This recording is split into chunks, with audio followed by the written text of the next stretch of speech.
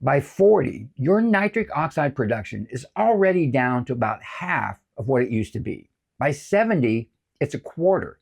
But the good news is that you can restore it. And in this video, I'll show you 4 scientifically proven ways to do just that. Hey, I'm Hitch. I'm 76, but I'm in better shape than I was at 50. Longevity is my passion, and it's what I do all day, every day. Nitric oxide, or NO, is a signaling molecule that keeps your arteries flexible and controls everything from your blood pressure to sexual function. The problem is that production of NO goes into steep decline as you get older. In today's video, we'll look at what nitric oxide actually does, how your body makes it, and why production starts to fail as you grow older. Then I'll walk you through 4 proven protocols to bring it back online. Okay, so why is a molecule that rarely gets mentioned so damn crucial for longevity? Most people just assume that circulation kind of takes care of itself. The heart beats, the blood moves, no problem, right? But it all turns on the production of a gas molecule that's actually running the whole show, nitric oxide, or NO, one of the body's most essential functions delegated to a molecule with a half-life of a shooting star. Nitric oxide is so important that in 1992, Science magazine dubbed it the molecule of the year. After that, in any discussion about health or longevity, people started calling it the molecule of youth. No shit. NO works as a signaling molecule. Whether a vessel needs to relax or constrict, it's nitric oxide that delivers the signal. That's what keeps your blood pressure steady and your circulation responsive from one second to the next. Inside the arteries, nitric oxide that's produced in the inner layer, the endothelium, diffuses into the surrounding smooth muscle tissue. There, it switches on an enzyme that makes a compound called cyclic GMP, which tells the muscle fibers to relax. The arteries widen, pressure drops, and oxygen delivery improves. This is the same chemistry that also drives erections. It's the same cyclic GMP signal that relaxes penile arteries so that blood can fill the penis. When that signal weakens, blood flow falters, causing erectile dysfunction. That's an early warning system that tends to get your attention. Nitric oxide can also impact your stamina. Getting winded too early or noticing less endurance is often an early sign that nitric oxide output has dropped.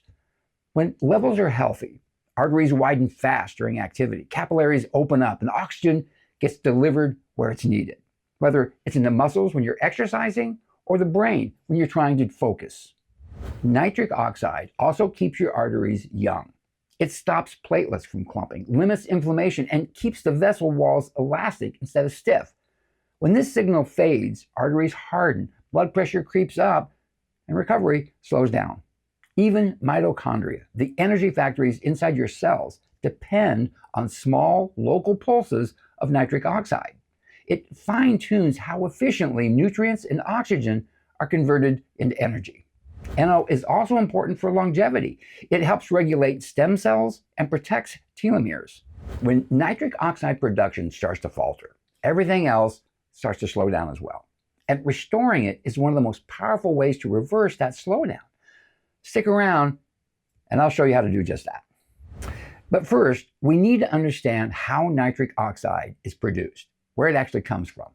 The body has 2 main systems for creating it: the arginine-enos pathway, which is enzyme-based, and the nitrate-nitrite pathway, which is diet-based. All right, let's start with the arginine-enos pathway. This pathway works inside endothelial cells, a layer that's just 1 cell thick and that lines every blood vessel.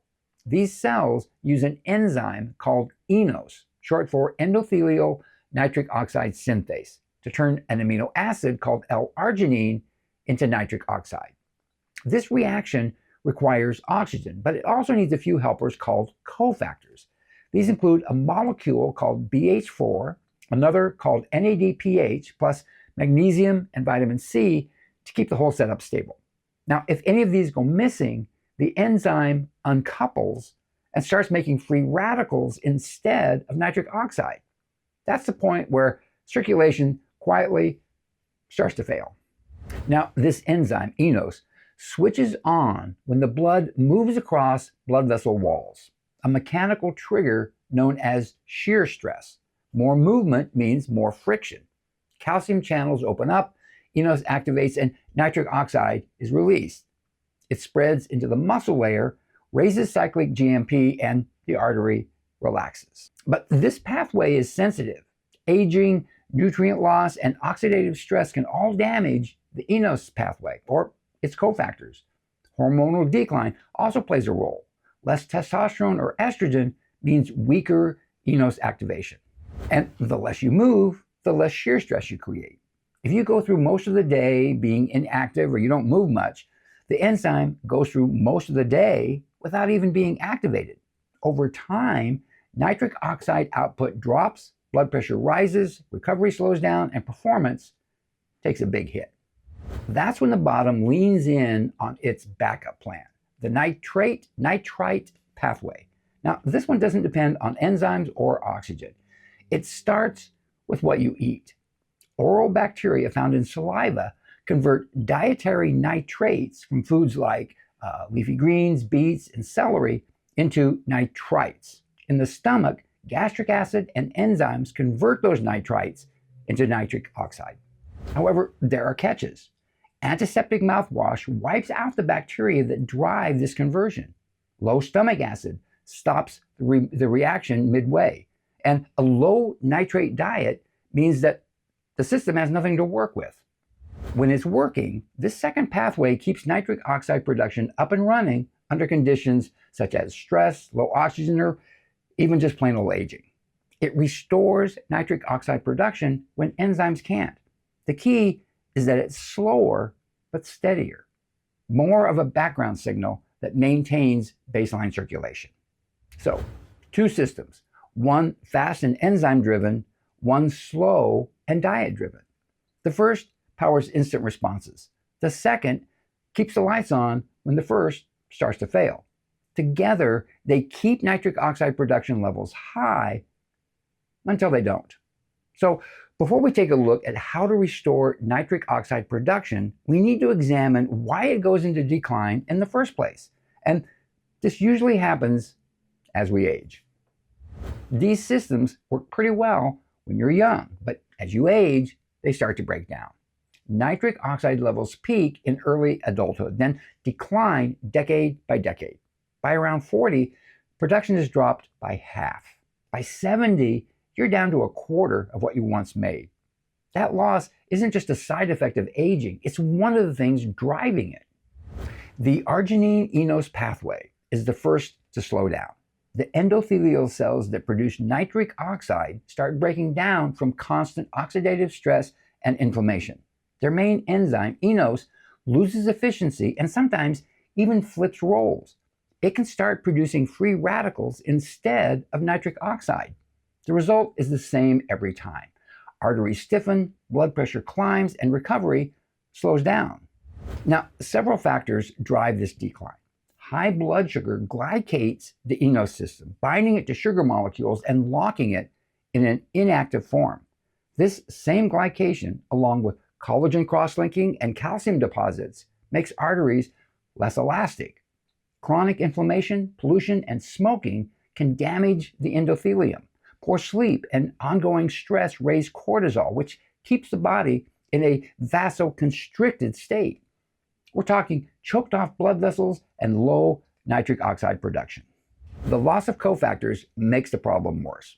Enos depends on BH4, NADPH, magnesium, and vitamin C. With age, the levels of those cofactors drop and the enzyme uncouples. Instead of making nitric oxide, it leaks superoxide, a reactive molecule that causes even more oxidative stress. That single shift accelerates nearly every symptom of vascular aging.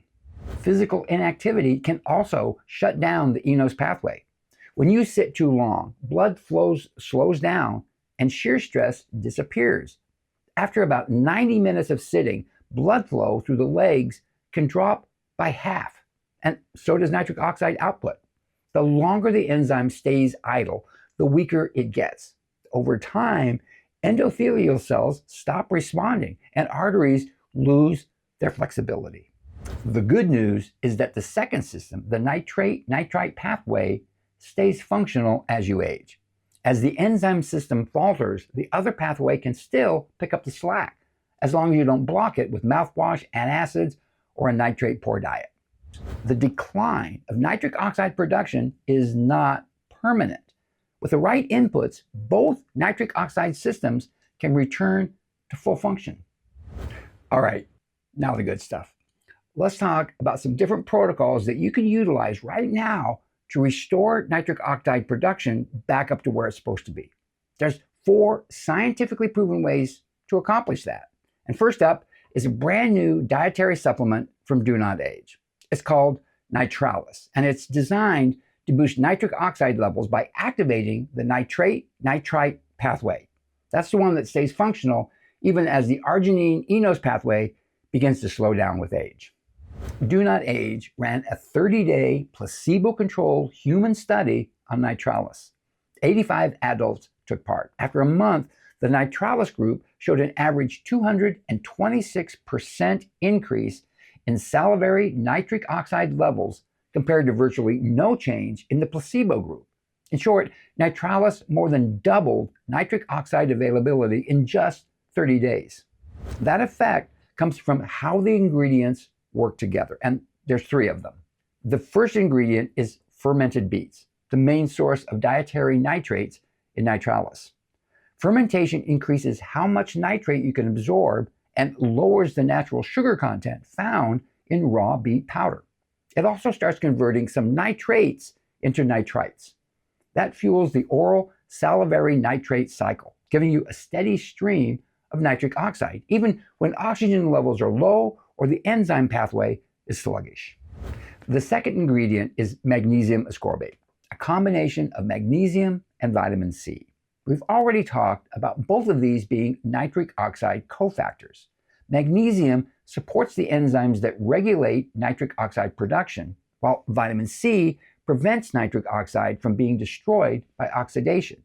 Together, they both help recycle BH4. This is the cofactor that keeps the enos enzyme stable and efficient whenever it's active. The result is more nitric oxide preserved and less oxidative waste.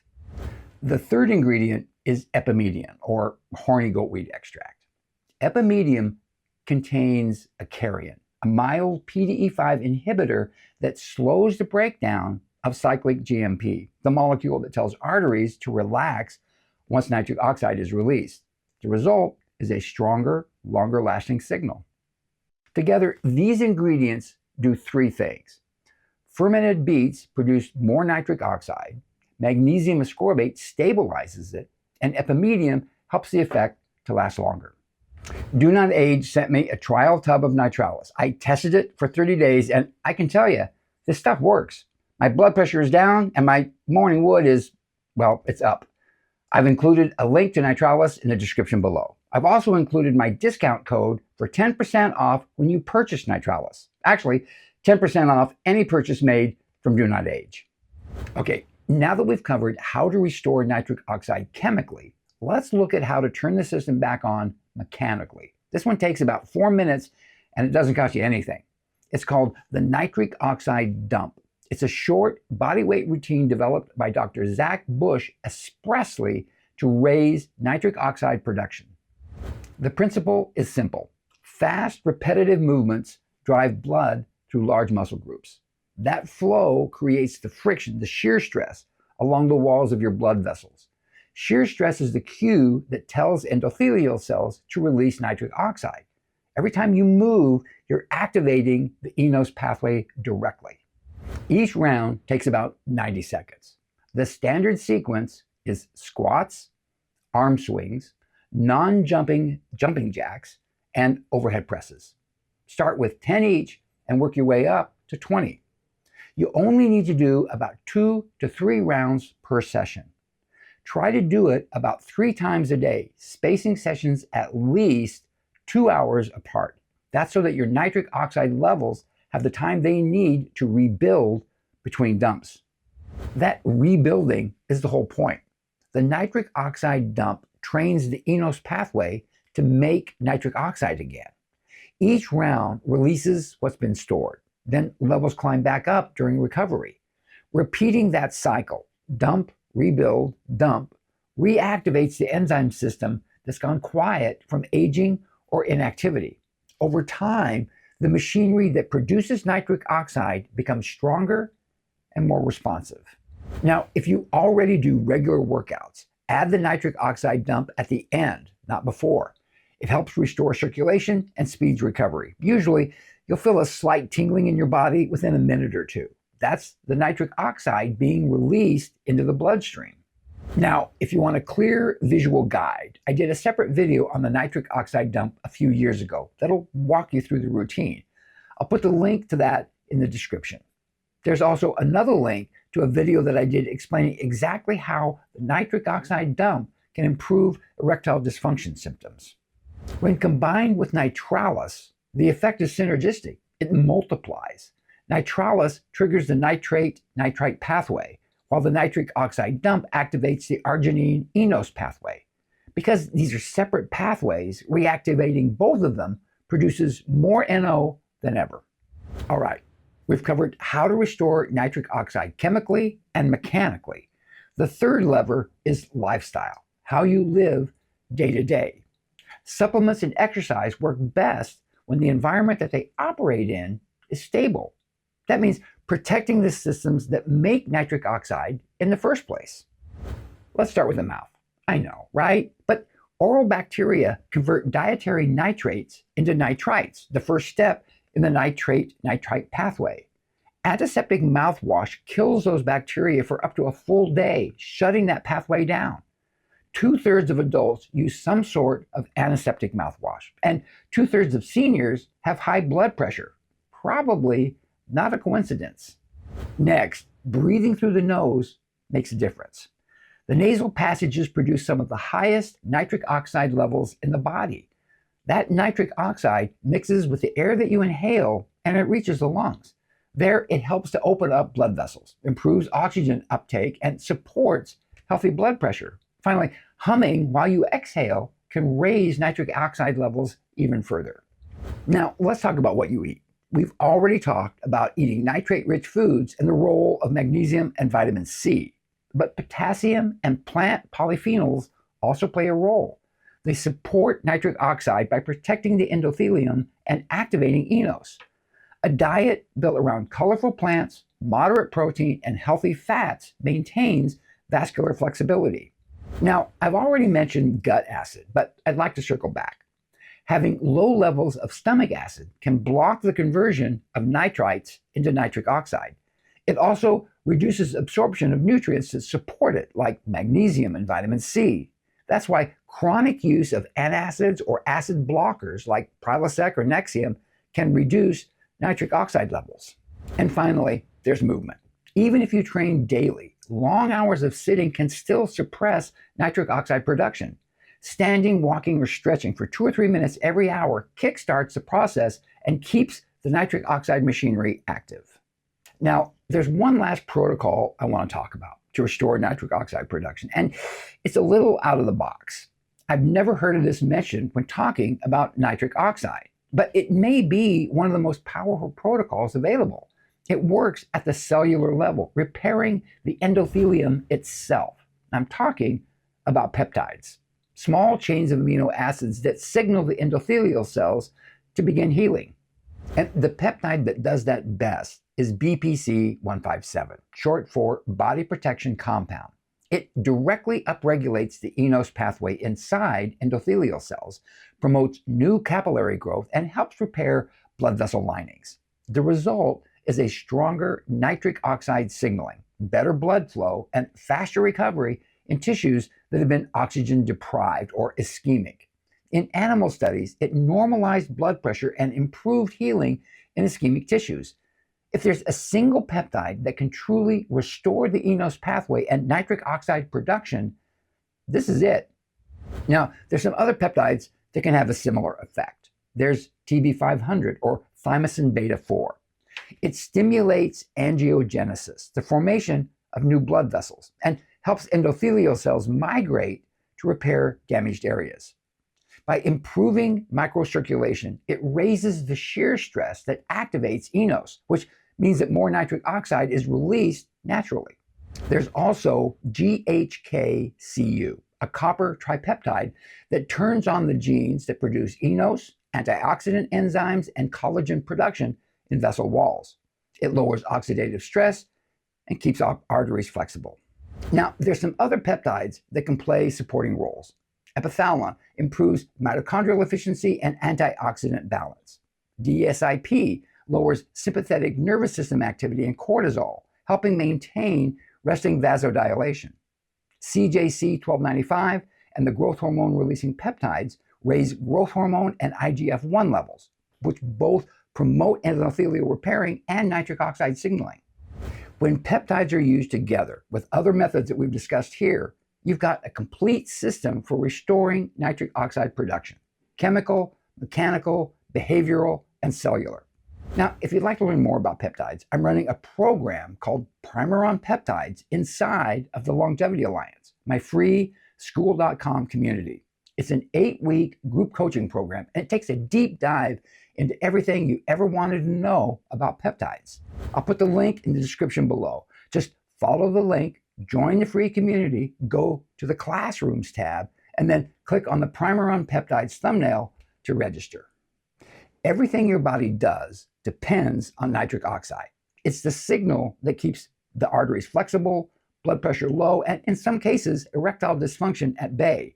But like most systems that work just fine, we ignore it until it doesn't. And sometimes we still ignore it because we just don't realize that it's not working. The good news is that the decline in nitric oxide production is not permanent. With the right strategy, you can restore it, get it back to being fully functional. And that's what longevity really is, right? Restoring as much functionality as we can. You can optimize it chemically with Nitralis, mechanically with a nitric oxide dump, behaviorally through lifestyle adjustments, and biologically with peptides that repair the endothelium itself. 4 levers, 1 goal: repair the machinery that makes nitric oxide and get it working again. It's an elegant system, at least when it's working. The problem is, we never read the manual. All right, that's it for me. I'm out of here. If you want to check out Nitralis, just click on the link right down here. Catch you guys next time.